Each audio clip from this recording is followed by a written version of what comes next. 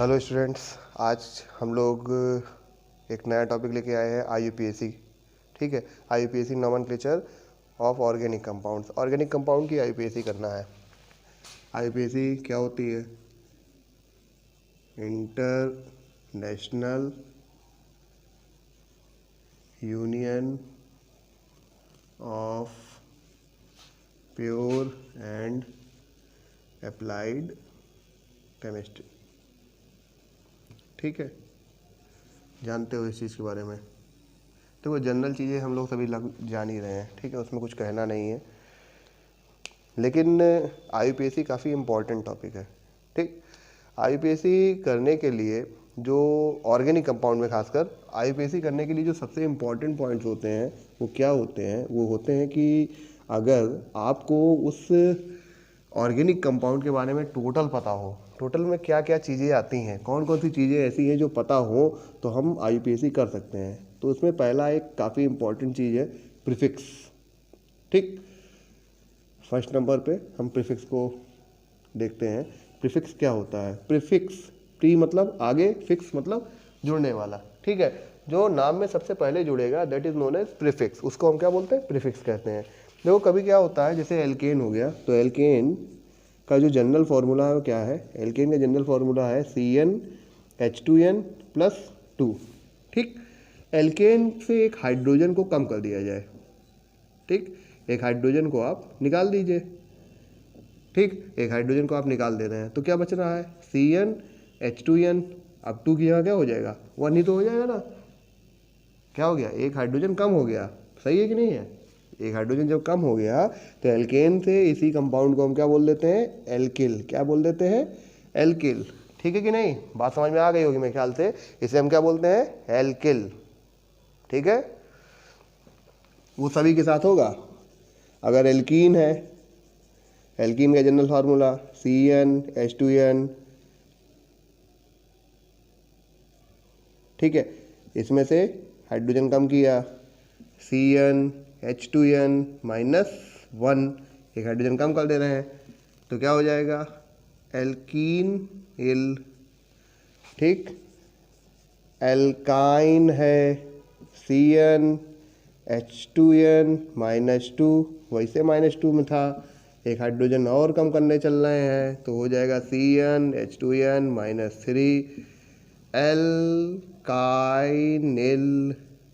ठीक है ना?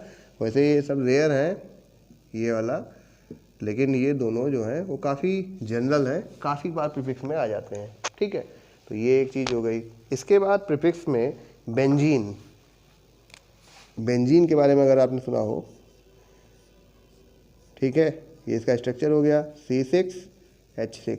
ये है, एक हाइड्रोजन कम कर दीजिए इसमें से भी, हो जाएगा C6H5। ठीक है, या स्ट्रक्चर को अगर देखें तो स्ट्रक्चर कैसा हो जाएगा? कोई चेंज नहीं आएगा, एक वैलेंसी बस क्या होगी? खाली हो जाएगी। जो एक वैलेंसी खाली होगी इसी से बेंजीन किसी से जुड़ेगा। अब यहाँ पर तो इसका नाम क्या था? बेंजीन था। क्या नाम था? बेंजीन। लेकिन अब इसे क्या बोला जाएगा? फेनिल। ध्यान रखेंगे, आप इसे प्रीफिक्स में क्या लिख रहे होंगे? फेनिल लिख रहे होंगे। ठीक, इसके साथ साथ फ्लोरीन, क्लोरीन, ब्रोमीन, आयोडीन, इनके लिए वर्ड यूज होता है फ्लोरो, क्लोरो, ब्रोमो और आइडो। आइडो, ठीक है ना? क्या यूज होता है? आइडो। ठीक, तो ये कुछ मेन प्रीफिक्स हो गए। अब इनके बाद क्या है कि ऐसा नहीं कि बस इतने ही हैं और सारे हैं जो फंक्शनल ग्रुप हैं वो भी प्रीफिक्स के तौर पर यूज़ होते हैं। ऐसा नहीं कि बस यही इतने होते हैं। ठीक है, बहुत सारे ऐसे फंक्शनल ग्रुप हैं जिसमें क्या होगा, अभी जो हम सेकेंडरी के बारे में पढ़ने चलेंगे कि सेकेंडरी फंक्शनल ग्रुप क्या होता है, उस समय हम देखेंगे कि भाई जब कोई 2 फंक्शनल ग्रुप आ जाते हैं तो उसमें से एक मेन होता है जो एज ए फंक्शनल ग्रुप आप ट्रीट करते हो और दूसरे को हम क्या मानते हैं? दूसरे को हम प्रीफिक्स मान लेते हैं। ठीक है, जैसे एक एग्जांपल हम आपको दे देते हैं। ऐसा एग्जांपल, जब OH आ जाए और COOH ये दोनों अगर आ जाएं तो क्या होगा? ठीक है, अगर OH और COH दोनों आ जाएं तो OH जो होगा हमारा वो क्या हो जाएगा? प्रीफिक्स हो जाएगा। ठीक है, और ये जो COH है वो क्या हो गया? हमारा फंक्शनल ग्रुप हो गया। क्या हो गया? फंक्शनल ग्रुप हो गया। ठीक है, कोई इसमें दिक्कत नहीं होनी चाहिए। तो OH अगर प्रीफिक्स हो गया तो इसका नाम क्या लिखा जाएगा? हाइड्रोक्सी। क्या लिखा जाएगा? हाइड्रोक्सी। और ऐसे क्या लिखा जाता है, अल्कोहल। ठीक, चलिए खैर इसको अभी हम बाद में डिस्कस करते हैं, इस पर कोई बहुत बड़ी चीज़ नहीं, आराम से समझ में आ जाएगी। तो प्रीफिक्स के बाद, अब प्रीफिक्स के बाद दूसरा पॉइंट क्या होता है आईपीएससी में, हमें क्या और समझना जरूरी है। तो प्रीफिक्स के बाद अगला नंबर किसका आता है, अगला नंबर है कार्बन चेन का। किसका है, कार्बन चेन, जिसे हम लोग एक और नाम से जानते हैं वर्ड रूट। ठीक है, अगर कार्बन चेन की बात करें तो अगर किसी भी चेन में एक कार्बन है तो उसके लिए हम लिखते हैं मेथ, 2 होता है तो क्या लिखते हैं एथ, 3 होता है तो क्या लिखते हैं प्रोप, 4 होता है तो क्या लिखते हैं ब्यूट, 5 होता है तो क्या लिखते हैं पेंट, 6 होता है तो क्या लिखते हैं हेक्स, 7 होता है तो हेप्ट, 8 होता है तो ऑक्ट, 9 होता है तो नॉन, और अगर 10 होता है तो डेक, 11 होता है तो अनडेक, 12 होता है तो डोडेक, ऐसे करके 20 तक आइकोसेक। समझ रहे हो ना। तो यहाँ तक आप पढ़ते चले जा रहे हो, लेकिन ध्यान ये देने वाली बात है कि हमसे 10 से आगे पूछा ही नहीं जाता, 10 भी बहुत रेयर है, बड़ी मुश्किल से पूछा जाता है। ठीक है, तो ऐसा नहीं कि इतना कोई ज़रूरी है, लेकिन हाँ याद तो होना चाहिए। ठीक है, कहीं पूछ लिया जाए तो क्या करेंगे हम, तो ये कोई ऐसा तो है नहीं कि हमने पूछा नहीं जाता कह दिया तो इसका मतलब यूनिवर्सल ट्रुथ है, ये यूनिवर्सल ट्रुथ तो है नहीं भाई, पूछा भी जा सकता है। अगर पूछा जाता है तो हमें पता होना चाहिए।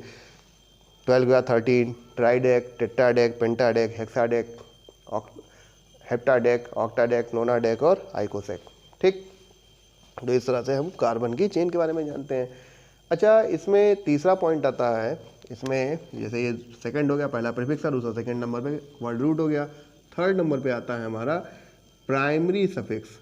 प्राइमरी सफिक्स, ठीक है, प्राइमरी सफिक्स ऐसे करके लिख लिया। तो सफिक्स मतलब वो शब्द जो नाम में बाद में आता है, बाद में आता है। तो प्राइमरी है तो नाम में बाद में आ रहा है तो पहले नंबर पर ये आएगा, बाद में आएगा लेकिन पहले नंबर पर आएगा, इसका मतलब उसके बाद भी कुछ आने वाला है तो उससे पहले इसको लिखना पड़ेगा। ठीक है, तो यहाँ पर क्या होगा, कह रहा है कि अगर कार्बन की बॉन्डिंग के बारे में देखा जाए तो कार्बन सिंगल बॉन्ड बनाता है, डबल बॉन्ड बनाता है और ट्रिपल बॉन्ड बनाता है। इसके बारे में हम लोगों ने इससे पहले वाले वीडियो में बहुत अच्छे से डिस्कस कर लिया है। ठीक है, इस बात को समझ लीजिएगा। अगर आप नहीं समझ रहे होंगे तो एक बार जाके बैक करके देख सकते हो, बुक्स में उठा के देख सकते हो, कहीं पर भी देख सकते हो, कहीं पर भी देख लो, उसमें आपको आराम से मिल जाएगा कि अगर जो है एन लिख रहे हैं तो क्या मतलब है, एन लिख रहे हैं तो इसका मतलब ये है कि भैया यहाँ पर कार्बन कार्बन के बीच में सिंगल बॉन्ड, कार्बन कार्बन, बार बार ये बात बोल रहे हैं हम। ठीक है, कार्बन कार्बन, हमको carbon oxygen, carbon nitrogen, carbon carbon के साथ और किसी की बॉन्डिंग नहीं देखनी। ठीक है, हमें किसके साथ देखनी है, कार्बन और कार्बन के बीच में बॉन्डिंग। अगर सिंगल है तो एन, डबल है तो इन और ट्रिपल है तो आइन। ठीक है, इतना ही लिखना है। अब जैसे 6 कार्बन की एक चेन है, उसमें एक कार्बन कहीं डबल बॉन्ड है, हेक्सेन, तो हेक्सीन हो जाएगा, हेक्सेन की जगह क्या हो जाएगा हेक्सीन, जिस नंबर कार्बन पर रहेगी उसका नंबर भी डाल देते हैं। तो इस तरह से करके ये प्राइमरी सफिक्स हो गया, मतलब प्राइमरी सफिक्स भी काफ़ी इंपॉर्टेंट चीज़ हो गई। फिर आते हैं किस पे, secondary suffix. Secondary suffix, secondary suffix क्या चीज़ है देखा जाए। सेकेंडरी सफिक्स का एक और नाम है जिसे बोला जाता है फंक्शनल ग्रुप। क्या बोलते हैं, फंक्शनल ग्रुप। फंक्शनल ग्रुप कौन होते हैं, कहा जाता है द केमिकल सब्स्टिट्यूएंट और species which is changing the colour of the radical to changing the color of the radical to inform their own presence, मतलब अपने स्वयं की उपस्थिति को दर्शाने के लिए वो जो ग्रुप होते हैं वो क्या करते हैं, कलर का चेंज करते हैं, कलर का चेंज करते हैं, कुछ स्पेशल रिएक्शन क्रिएट करते हैं, तो उसी को हम क्या बोलते हैं, फंक्शनल ग्रुप कह सकते हैं। अब ये तो हो गए डेफिनेशन, डेफिनेशन से कोई बहुत ज़्यादा मतलब नहीं, क्योंकि यहाँ पर तो हमें क्या करना है, अगर कॉपी पे IUPAC करनी है तो वहाँ पर हमें कलर चेंज तो दिखाई नहीं पड़ेगा, वहाँ पर क्या होगा, वहाँ पर हमें कोई ना कोई फॉर्मूला दिखा होगा, वो फॉर्मूले से ही हम लोग पहचानेंगे कि कौन सा फंक्शनल ग्रुप है। ठीक है, तो फॉर्मूले से ही पहचान हमें इसकी करनी पड़ेगी। ठीक, तो अगर हम जान पाते हैं, उन फॉर्मूलों को याद रख पाते हैं, तो ही हम IUPAC कर पाएंगे ठीक ठाक ढंग से, ये मान के चलिएगा। तो फंक्शनल ग्रुप लिखने के लिए सबसे पहले उसका नेम लिख लेते हैं, क्या होगा फंक्शनल ग्रुप का नाम, तो उसके बाद उसका सिंबल क्या होगा और उसका सेकेंडरी सफिक्स क्या होगा, क्या नाम IUPAC कह रहा है कि लिखने के लिए।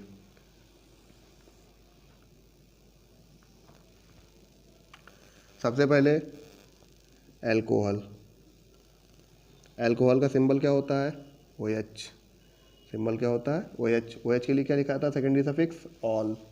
ठीक, सेकेंड नंबर पर एल्डिहाइड, एल्डिहाइड का सिंबल CHO, CHO के लिए अल।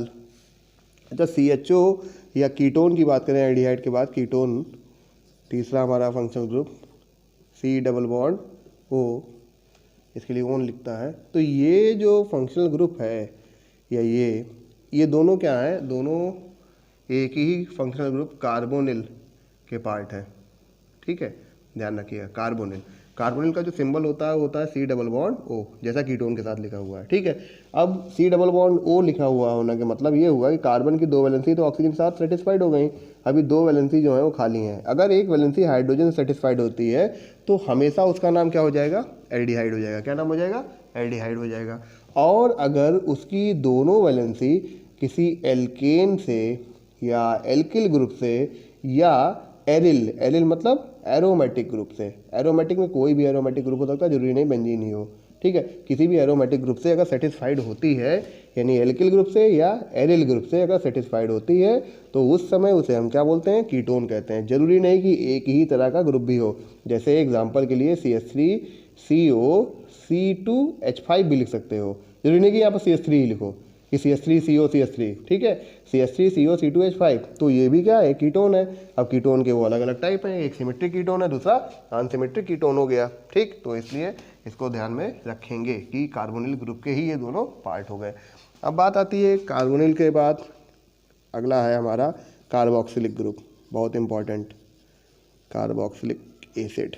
ठीक है, कार्बोक्सिलिक एसिड का symbol C double bond O single bond OH, या इसी को लिखता है COOH, C डबल OH।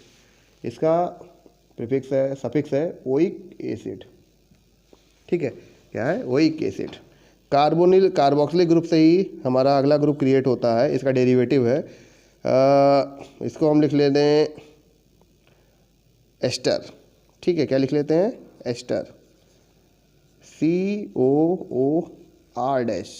ठीक, अब R डैश का मतलब ये होगा जो इधर लगा हुआ उससे थोड़ा डिफरेंस भी हो सकता है, सेम भी हो सकता है। ठीक, तो इसको हम ऐसे भी लिखें या ऐसे भी लिख सकते हैं, C double bond O carbonyl के साथ OR। ठीक है, तो ये क्या हो गया, कार्बोक्सिलिक एसिड था, H हटाया, R जोड़ दिया लाके, इसको हम लिखते हैं O8। क्या लिखते हैं, O8। ठीक है, कितना याद रहेगा आपको, चलिए देखते हैं आगे। ऐसे बहुत सारे फंक्शनल ग्रुप हमारे सामने आएंगे। ठीक, अच्छा, अब आप हायर लेवल पर हैं, 12th में पहुंचने जाएंगे, 11 12th में भाई ऐसा नहीं है कि पूछा नहीं जाएगा, पूछा जाएगा। ठीक है, तो पढ़ना तो पड़ेगा ही आपको, बिना पढ़े काम नहीं चलने वाला, पढ़ना तो पड़ेगा ही भैया, है ना, पढ़ना पड़ेगा तो काम तो चलेगा नहीं इसके बिना। 6 नंबर पर आ जाता है हमारा एस्टर के बाद ऑयल हैलाइड। ठीक है, इसको बोलते हैं हेलो एसिड। ठीक है, ये कार्बोक्सिल हैलाइड बोलते हैं। तो इसमें क्या आता है, C डबल बॉन्ड O, यहाँ पर X जुड़ जाता है, OH हटा के X जोड़ दिया जाता है। ठीक है, तो X में कोई भी हो सकता है, Cl हो सकता है, Br हो सकता है और I हो सकता है। ठीक, तो नाम क्या हो जाएगा, ऑयल हैलाइड। ठीक है, हैलाइड में अगर Cl हुआ तो हैलाइड के यहाँ पर क्या लिख दोगे, क्लोराइड। अगर Br हुआ तो क्या लिख दोगे, ब्रोमाइड। अगर आयोडीन हुआ तो क्या लिख दोगे, आयोडाइड। ये इतनी बात क्लियर हो गई। तो एक ग्रुप ये भी हो गया। ऐसा ही नहीं यहीं पर रुक जाएंगे, अभी बहुत सारे ग्रुप हमारे पास बचे हुए हैं। इसको नोट भी करते चलना, ठीक है, तभी फ़ायदेमंद रहोगे, वरना फिर तो नुकसान ही है कि नहीं। एस्टर हो गया, हेलो एसिड्स हो गए। अब आ जाते हैं एमाइड पे, लिखते हैं एसिड एमाइड। क्या लिखेंगे? एसिड एमाइड, ठीक है। सिंबल क्या होगा? जहाँ पे हमने Cl लगाया हुआ था, जहाँ पर Cl लगाया था या X लगाया था, उसी पे हम क्या लगा दें? NH2 लगा दें, C double bond O NH2, ठीक है। तो ये क्या हो जाएगा? एमाइड। कौन सा ग्रुप हो गया? एमाइड हो गया, यानी लास्ट में एमाइड जोड़ देंगे लाके, ठीक। फिर एनहाइड्राइड, एसिड एनहाइड्राइड, ठीक है। तो एसिड एनहाइड्राइड में क्या लिखना है? C डबल बॉन्ड O, ठीक है, का होल ट्वाइस, ठीक है, और सिंगल O।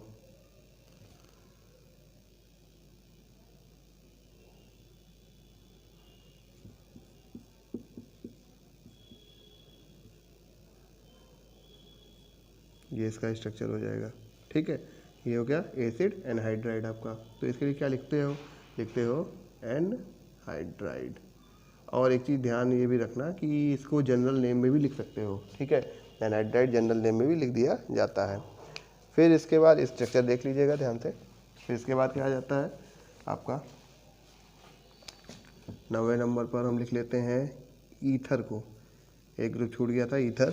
यहाँ पर अल्कोहल के बाद ईथर लिखना चाहिए था, तो वो क्या है? सिर्फ ऑक्सीजन। यहाँ पर क्या लगा था? OH लगा था, तो H से हटा दीजिए, दोनों वैलेंसी खाली हो गई। अब दोनों तरफ R जोड़ सकते हो, दोनों तरफ AR जोड़ सकते हो, ये सेम भी हो सकते हैं और डिफरेंट भी हो सकते हैं, ठीक। तो ऐसी कंडीशन में उसे क्या बोलोगे? ईथर बोलोगे। ईथर के लिए क्या लिखना है? ऑक्सी लिखना है, ठीक। रूल्स के बारे में भी हम आगे डिस्कस कर ही रहे हैं। एमीन के लिए NH2 ग्रुप, एमीन ही लिखा जाएगा। अगर डबल बॉन्ड NH होगा तो क्या लिखा जाएगा? एमाइन लिखा जाएगा, ठीक है ना।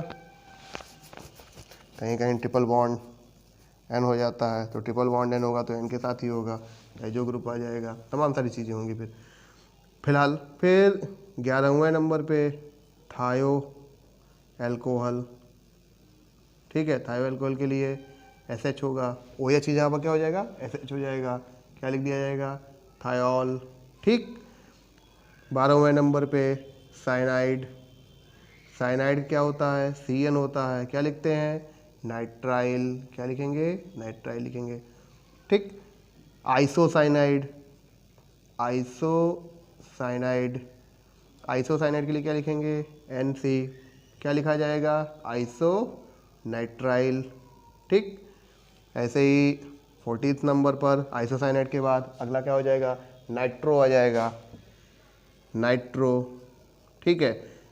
And double bond O, coordination bond, तो इसे क्या लिखते हैं? नाइट्रो ही लिखते हैं। अच्छा, एक चीज़ ध्यान रखना कि इसका जब नाम लिखते हैं तो नाइट्रो पहले लिखते हैं, बाद में एल्केन लिखते हैं, या एल्कीन लिखते हैं, या एल्काइन लिखते हैं। तो इस तरह से करके हमारे पास ये जो हो गए, ये सारे फंक्शनल ग्रुप हो गए, इनके सिंबल्स हो गए। सारे नहीं हुए अभी, ठीक है। लगभग वो जितने सिलेबस में थे हमारे, तो लगभग वो सारे के सारे हो चुके हैं, ठीक। अभी बहुत सारे ऐसे फंक्शनल ग्रुप हैं जिनको हम लोगों ने पढ़ा भी नहीं है। तो कहने का मेरा मतलब ये हो गया कि लगभग यहाँ से इस लेवल पर हम लोग सारी IUPAC कर पाएंगे, ठीक। तो इसको आप इतना क्लियर कीजिए, ये फंक्शनल ग्रुप आपको याद भी होने चाहिए, तभी हम IUPAC कर पाएंगे, वरना हम IUPAC किसी कीमत पे कर नहीं सकते, ठीक है। इसी को ध्यान रखिएगा। चलिए तो आगे बात कर लेते हैं रूल्स की। रूल क्या है? Rule number 1, longest carbon chain, ठीक है। लॉन्गेस्ट कार्बन चेन की तलाश करनी होगी। अब जैसे एग्जांपल हम दे दे रहे हैं आपको, CH3 CH3 CH2 CH2 CH3 CH2 CH CH2 CH2 CH3 CH2 CH3, ठीक। अब अगर आपसे कोई कहे कि लॉन्गेस्ट कार्बन चेन देखिए, तो क्या करना चाहिए? हमको देखना चाहिए कि सबसे ज़्यादा कार्बन कहाँ पर है, हम उसको घेर लेते हैं, सबसे ज़्यादा कार्बन कहाँ पर है, ठीक। अब अगर यहाँ से ही स्टार्टिंग करो या इधर से स्टार्टिंग करो, चाहे जिधर से आप चाहो स्टार्टिंग कर सकते हो। ये है कि इधर से स्टार्टिंग करोगे, सब्स्टिट्यूएंट जो है वो नज़दीक है, यहाँ पर भी सब्स्टिट्यूएंट है सेम पोजीशन पे, 1 2 3 4 5 6 7 8 9, 9 कार्बन। अब अगर स्ट्रेट चेन देखो 9 कार्बन नहीं था, 2 2 4 2 6 ही कार्बन थे। तो मेरा कहने का मतलब ये हुआ कि लॉन्गेस्ट चेन इस तरह से हमको ढूंढनी होगी अगर इस तरह का कॉम्प्लेक्स मॉलिक्यूल आता है, अगर नहीं आता तो कोई बात ही नहीं। ठीक, तो पहला काम ये हो गया। दूसरा, लॉन्गेस्ट चेन तलाश ली। ठीक है, लॉन्गेस्ट चेन तलाशने के बाद अब देखना होगा सब्स्टिट्यूएंट के बारे में। सब्स्टिट्यूएंट्स मतलब जो साइड चेन है ये, ठीक है, साइड में लगे हुए ग्रुप्स। ठीक, अब जैसे यहाँ पर 2 ग्रुप लगे हैं, कौन कौन से, एक है मेथिल और दूसरा कौन सा है, एथिल। तो अल्फ़ाबेटिकली कौन पहले लिखा जाएगा, पहले लिखा जाएगा एथिल, देन मेथिल लिखा जाएगा। ये चीज़ क्लियर होनी चाहिए। अच्छा, सब्स्टिट्यूएंट कहाँ जाएगा, सब्स्टिट्यूएंट को हम ट्रीट करेंगे एज ए प्रीफिक्स, इस बारे में भी ध्यान रखना होगा। ठीक, तीसरा पॉइंट आपका क्या होगा, क्या देखना है हमको इसमें, जो चेन देख रहे हो चेन में बॉन्डिंग कैसी है, सिंगल बॉन्ड है, डबल बॉन्ड है या ट्रिपल बॉन्ड है। अब देखो सारी बॉन्ड डबल या ट्रिपल नहीं हो सकती, ठीक है, लगभग सारी बॉन्ड्स क्या होती हैं, सिंगल ही होती हैं। अगर बीच में कहीं एक ट्रिपल बॉन्ड आ जाती है, एक डबल बॉन्ड आ जाती है, तो उसी हिसाब से जो कंपाउंड होता है वो एल्कीन या एल्काइन, ठीक है, डबल बॉन्ड आई तो एल्कीन और ट्रिपल बॉन्ड आई तो एल्काइन हो जाता है। तो उस कंडीशन में उस बॉन्ड का नंबर, जो भी नंबर हो उस कार्बन का, उसको रिप्रेजेंट करना बहुत ज़रूरी होता है। इसको हम एग्जाम्पल में भी लेंगे, ठीक है। और इसके बाद अगर उस चेन में फंक्शनल ग्रुप है, चौथा पॉइंट क्या होता है, detection of functional group, detection of functional group. अब फंक्शनल ग्रुप के बारे में हमें पता होना चाहिए कि फंक्शनल ग्रुप हमारा कौन सा है। अगर इस चीज़ के बारे में भी जानकारी हो जाती है तो इसका मतलब हम अब यूपीएससी कर सकते हैं। मतलब हमारा रूल क्या है, सबसे पहले prefix, then word root, word root के बाद प्राइमरी सफिक्स, फिर सेकंड नंबर पे सेकेंडरी सफिक्स, ठीक है। यही हमारा की पॉइंट हो गया। इसी के थ्रू हम सारी आईपीएससी कर पाएंगे ना, आप देख लीजिएगा, इसी के थ्रू हम सारी आईपीएससी करेंगे, ठीक। तो आईपीएससी का जो ये रूल है, prefix plus word root plus primary suffix plus secondary suffix, इसी के अकॉर्डिंग अगर नाम लिखा जाएगा तो नाम जल्दी से गलत होने का चांस नहीं होता है, ठीक है। अब देखो जैसे कि हम लोगों ने ये जो चेन ले ली है, इसमें 9 कार्बन है, ठीक है, और यहाँ पर 1 2 3 सब्स्टिट्यूएंट है। तो सब्स्टिट्यूएंट को कैसे लिखना है, प्रीफिक्स के फॉर्म में लिखना है, ठीक है। एक एथिल है और 2 मेथिल है। हमने बोला कि अगर हम लोग इसको लिखना चाहें तो हम लोग कैसे लिखना है, अल्फ़ाबेटिकल लिखना है, ठीक है। अल्फ़ाबेटिकल मतलब ई पहले आएगा और एम बाद में आएगा, जान नहीं रहे हैं आप इस चीज़ को। तो अगर प्रीफिक्स को देखें तो ई जो है यानी एथिल किस नंबर कार्बन पे है, 6 नंबर पे है, ठीक है। तो हम लिखेंगे 6 एथिल, ठीक। उसके बाद चौथे पर 2 मेथिल लगे हुए हैं, तो एक बार 4 नहीं लिखना है, 4 2 बार लिखना पड़ेगा डिफाइन करने के लिए कि दोनों मेथिल कहाँ लगे हैं। 4 4 कितने मेथिल, 2 2 के लिए डाई, फिर मेथिल। इतना हो गया आपका प्रीफिक्स, ठीक। इसके बाद अगला नंबर किसका हो गया, प्रीफिक्स के बाद दूसरा नंबर किसका है, वर्ड रूट का, ठीक है। वर्ड रूट लिख लेते हैं अब यहाँ पर। तो वर्ड रूट क्या होगी, वर्ड रूट में कितने कार्बन है, 9, 9 के लिए क्या लिखोगे, NON, नोन, ठीक है। प्राइमरी सफिक्स, तो प्राइमरी सफिक्स में कार्बन पे बॉन्ड कैसे लगे हुए हैं, सिंगल बॉन्ड है, तो क्या लिखेंगे, एन लिखेंगे, ठीक है। इनको सबको आपस में जोड़ देना। सेकेंडरी सफिक्स के रूप में कोई फंक्शनल ग्रुप नहीं है, ठीक।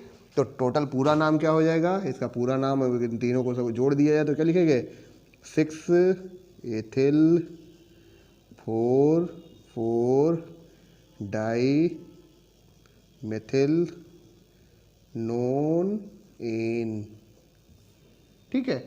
6 ethyl 4 4 dimethyl nonane, ये हो गई इसकी आईयूपीएसी। देख रहे होंगे कि हमने जो ये न्यूमेरिक वर्ड लिखा, इसके बाद एक डैश लगाने के बाद फिर अल्फ़ाबेट। अब यहाँ पर देखो तो न्यूमेरिक डैश लगा हुआ है अल्फ़ाबेट के बाद और फिर न्यूमेरिक वर्ड, लेकिन 2 न्यूमेरिक्स के बीच में क्या है, कॉमा लगा हुआ है, ठीक है, और उसके बाद फिर डैश लगा हुआ।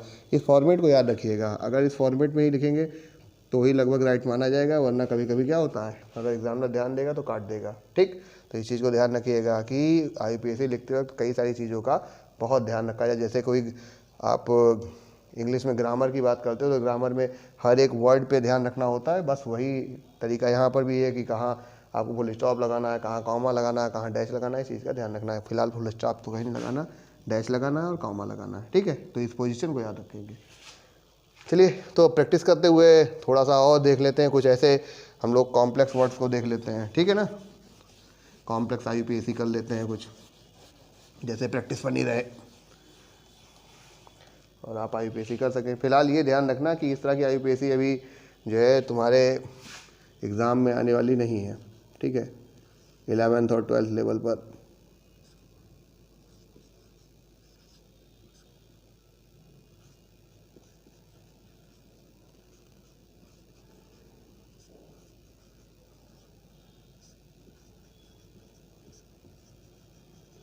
ठीक, अब इसकी IUPAC करनी है, देख पा रहे होगे ध्यान से। तो अगर इसकी IUPAC करनी है तो क्या किया जाए, सबसे पहले लॉन्गेस्ट चेन, ठीक, लॉन्गेस्ट चेन देखी जाए तो लॉन्गेस्ट चेन में 1 2 3 4 5 कार्बन, 1 2 3 4 5, चाहे इधर से गिनो चाहे इधर से गिनो सेम। फिर इधर देख रहे हो तो बीच में एक डबल बॉन्ड आ गई। तो डबल बॉन्ड जो है, अगर प्रेफरेंशियल ऑर्डर देखा जाए तो डबल बॉन्ड को प्रेफरेंस सबसे ज़्यादा देना है, फिर ट्रिपल बॉन्ड को और फिर सिंगल बॉन्ड को। यह है प्रेफरेंशियल ऑर्डर, ठीक है ना, इस चीज़ का ध्यान रखिएगा। तो प्रेफरेंशियल ऑर्डर में डबल बॉन्ड जो है उसकी प्रेफरेंस सबसे नंबर 1 पे है। इसका मतलब ये हुआ इसको लोएस्ट पोजीशन पर रखना है। तो 1 2 3 4 5, अब चाहे इधर 4 5 कर लीजिए चाहे इधर 4 5 कर लीजिए, उससे कोई फ़र्क नहीं पड़ने वाला। यानी ये वाली जो चेन है हमारी, यही लॉन्गेस्ट चेन है, ठीक है, ये हमारी क्या हो गई, लॉन्गेस्ट चेन हो गई। ठीक, तो तीसरे नंबर पे ये 2 सब्स्टिट्यूएंट लगे हैं, एक ये लगा एक ये लगा, एक एथिल दूसरा मेथिल। पुराना ही हिसाब किताब है इसका भी, लिख दिया जाए 3 एथिल, ये हो गया प्रीफिक्स, फिर डैश लगाइए 3 मिथिल, ठीक है, फिर वर्ड रूट लिख दीजिए। वर्ड रूट में कितने कार्बन, 5, 5 के लिए क्या लिखेंगे, पेंट। अब यहाँ पर डबल बॉन्ड है तो डबल बॉन्ड किस कार्बन पे है, दूसरे पर है, 2 इन। कोई फंक्शनल ग्रुप है नहीं है, प्राइमरी सफिक्स तक लिख के काम खत्म हो गया, हमने IUPAC करेक्ट कर ली है, ठीक है। तो इस तरह से करके हम लोग IUPAC कर रहे हैं। चलिए ऐसे ही कई सारे एग्जाम्पल देख लेते हैं, जैसे आपको IUPAC करते वक्त दिक्कत ना आने पाए। CH3 CCl CH3 CH double bond CH single bond, CH2 C triple bond C hydrogen, CH कह देंगे तो क्लोज हो जाएगा, है ना, CH3 CH2 CH3 हाइड्रोजन। ठीक, ये एक चेन है। अब इस चेन में देखो डबल बॉन्ड भी है ट्रिपल बॉन्ड भी है, साफ साफ दिख रहा है। लॉन्गेस्ट चेन एकदम क्लियर कट दिख रही है, उसमें कुछ ऐसा नहीं कि हम लोग को लॉन्गेस्ट चेन ढूंढनी पड़ेगी, ढूंढना नहीं पड़ेगा, क्लियर कट दिख रही है। ठीक, अब डबल बॉन्ड भी है ट्रिपल बॉन्ड भी है। देखो डबल बॉन्ड और ट्रिपल बॉन्ड होगी तो प्रेफरेंशियल ऑर्डर आपको साफ दिख रहा है कि डबल बॉन्ड को पहले प्रेफरेंस पे रखना है और ट्रिपल बॉन्ड को बाद में रखना है। तो जाहिर सी बात है नंबरिंग इधर से की जानी चाहिए। लेकिन एक चीज़ और ध्यान रखो कि जब भी इस तरह का कोई जो है कंपाउंड हमको मिलता है तो नंबरिंग करते वक्त जैसे 1 2 3 4 5 6 7 8 9 10 ऐसे करके नंबरिंग कर ली। ठीक, तो इधर से जब नंबरिंग की तो डबल बॉन्ड किस नंबर कार्बन पे है, तीसरे नंबर कार्बन पे है, और ट्रिपल बॉन्ड किस नंबर कार्बन पे, छठे कार्बन पे। तो 3 + 6 = 9। इनका एडिशन कितना आ रहा है, 9 आ रहा है इन कार्बन्स का, कार्बन के नंबर्स का। ठीक है, उसके बाद अगर आपको कोई जैसे लग रहा है कि डाउट है कि ऐसा तो नहीं गलत हो जाएगा, तो आप क्या करें, इधर से भी नंबरिंग वापस कर लें, 1 2 3 4 5 6 7 8 9 10। ठीक, अब इधर से देखो तो चौथे नंबर पर डबल बॉन्ड और सातवें नंबर पर, सॉरी चौथे नंबर पर ट्रिपल बॉन्ड और सातवें नंबर पर डबल बॉन्ड। तो 4 + 7 कर लिया, हो गया 11। अगर सपोज करो कि ऐसा एग्जाम्पल होता कि जब तुम इधर से नंबरिंग करते और ये जो एडिशन था वो लोएस्ट आता, 9 से कम आता, तो उस कंडीशन में ये जो आपने नंबरिंग की थी ये नंबरिंग सही होती। ठीक है, लेकिन क्या हुआ कि 11 आ गए, 9 से ज़्यादा है, तो अभी नंबरिंग ऊपर वाली ही सही है और ये रूल भी अभी वैलिड है। लेकिन अभी इस रूल का एक्सेप्शन हम आपको दिखाते हैं। ठीक है, तो इसमें नाम क्या लिखा जाएगा, पहले देखिए ये क्लोरो हो गया, ये मिथिल हो गया, 2 यहाँ पे आपके प्रीफिक्स हैं, तो पहले लिखने है क्या, 2 क्लोरो, फिर यहाँ पर 8 मेथिल। ठीक है, कितने कार्बन, 10, 10 के लिए लिखेंगे डेक, डेक के बाद यहाँ पर 3 इन और 5 6 आइन, ठीक है, 3 इन और 6 आइन, 3 इन 6 आइन, ठीक है, ये आपका IUPAC हो गया। अब जैसे कि एक्सेप्शन की बात कह रहे हैं, एक्सेप्शन की बात कर ली जाए। तो अब जैसे कि एक्सेप्शन की बात की कि यहाँ पर ये रूल फॉलो कर रहा था, अब यहाँ पर ये रूल फॉलो नहीं करेगा। पहले ही करना क्या है, नंबरिंग दोनों तरफ से कर लो, 1 2 3 4 5 6, डबल बॉन्ड पहले ट्रिपल बॉन्ड को देख लो, पहले नंबर पे है और डबल बॉन्ड चौथे नंबर पर, 1 + 4 = 5। अब इधर से नंबरिंग कर लो, 1 2 3 4 5 6, डबल बॉन्ड दूसरे नंबर पर, ट्रिपल बॉन्ड पाँचवें नंबर पर, 2 + 5 देख ही रहे हो 7। तो इधर से क्या हो रहा है, यहाँ पर जो नंबरिंग की जा रही है, कार्बन की जो संख्या का एडिशन है वो क्या है, ज़्यादा है, यहाँ पर कार्बन की संख्या का एडिशन जो है वो कम है। तो इस वजह से हम लोग लोएस्ट पीरियोडिटी इस वाले को देंगे। ये नंबरिंग हमारी सही है, ये नंबरिंग क्या है, गलत है। तो वो जो पहले वाला नियम, ये वाला नियम है, इस रूल को यहाँ पर फॉलो नहीं किया जा रहा। तो हमको कब पता चले कि हम फॉलो करें या ना करें, ठीक है। तो ऐसी कंडीशन में क्या करो कि IUPAC गलत ना होने पाए, नंबरिंग दोनों तरफ से कर लो, और दोनों तरफ से करने के बाद उन कार्बन का एडिशन कर लो, और कार्बन का एडिशन करने पर जिधर से लोएस्ट आता है उधर से ही आपकी नंबरिंग सही मानी जाएगी, ठीक है। तो 6 कार्बन है, 6 कार्बन के लिए क्या लिखना, यहाँ कोई प्रीफिक्स है, कोई प्रीफिक्स नहीं है, ये हाइड्रोजन है, ये हाइड्रोजन है, तो हाइड्रोजन तो हाइड्रोकार्बन का पार्ट ही है, तो उसमें प्रीफिक्स उसको मानने की कोई आवश्यकता नहीं होती, ठीक। और तो सारे कार्बन चेन के अंदर ही है, चेन के अंदर है, तो पहले कार्बन की संख्या कितनी है, हेक्स, 6 कार्बन के लिए, फिर 1 आइन और 4 इन, सही है ना, गलत है, ठीक है। क्यों गलत है, सबको तो सही कर दिया, सही किया है सब कुछ सही नहीं किया। देखो यहाँ पर ये y पहले आ गया और ये बाद में आ गया, ये चीज़ गलत है, ठीक है ना। इसको रिप्लेस करना होगा, यानी लिखना होगा हेक्स 4 इन 1 आइन, ठीक है, तब ये सही लिखा जाए। क्योंकि हर चीज़, अब चाहे, अब यहाँ पर देखो एक से ज़्यादा डबल बॉन्ड थी, एक से ज़्यादा बॉन्ड थी, एक से ज़्यादा टाइप ऑफ बॉन्ड्स थे, यानी प्राइमरी प्रीफिक्स एक से ज़्यादा था, तो वहाँ पर उनको भी अल्फ़ाबेटिकल ही लिखना पड़ेगा।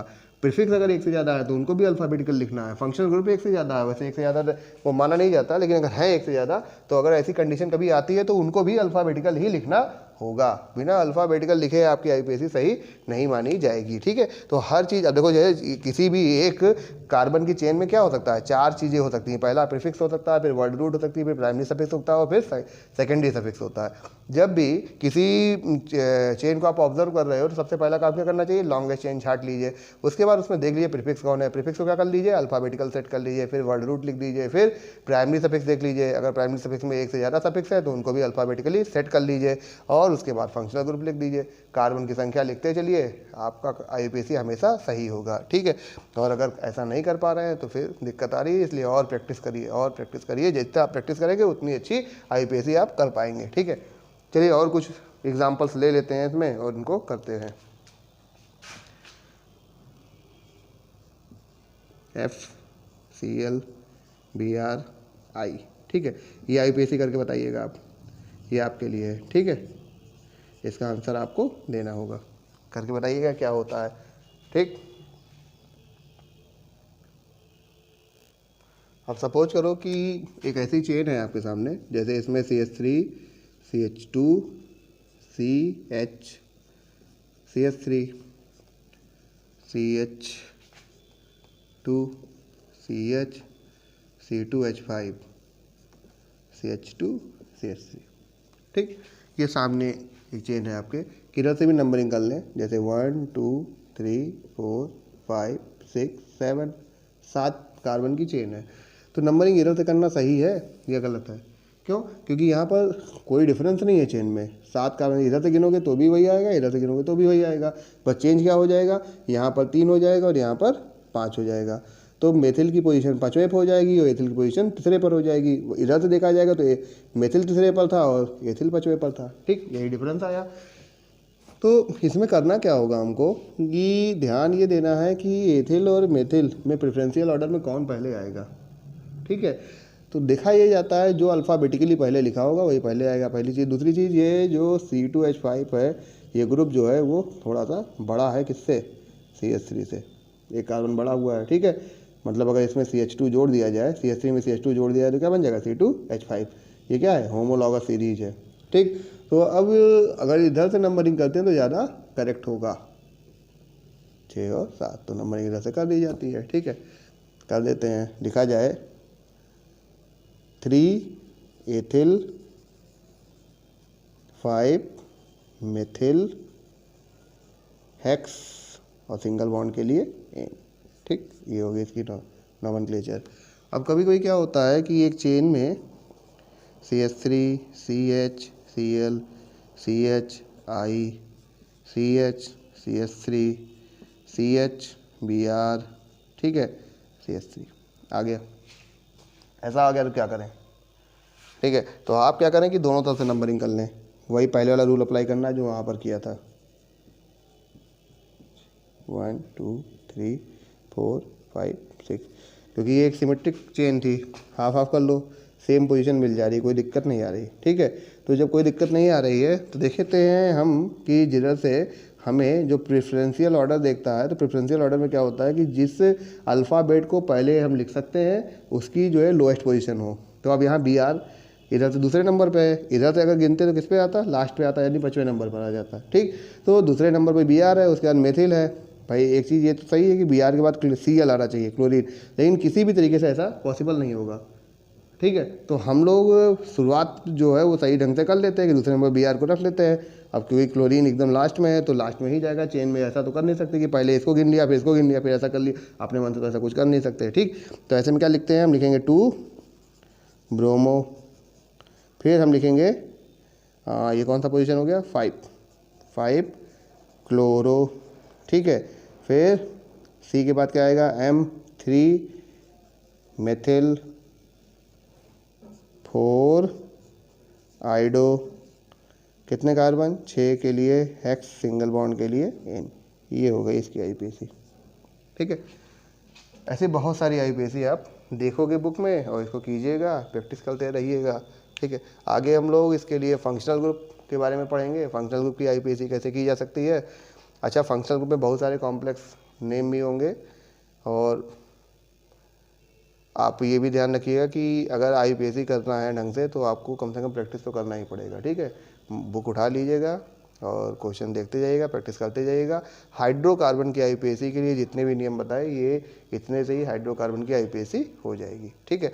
आगे नेक्स्ट वीडियो में हम लोग फंक्शनल ग्रुप की IUPAC पढ़ेंगे, उसके बाद उसका बॉन्ड लाइन स्ट्रक्चर पढ़ेंगे कि आप कैसे इसको रिप्रेजेंट कर सकते हो। जैसे सपोज करो कि अगर हमको किसी भी चेन को, जैसे सपोज करो इस चेन को हम ले लेते हैं, तो इसमें कितने कार्बन है, 7 कार्बन है, तो हमको इस तरह से रिप्रेजेंट करना आना पड़ेगा, 1 2 3 4 5 6 7, ठीक है, 2 7, ठीक।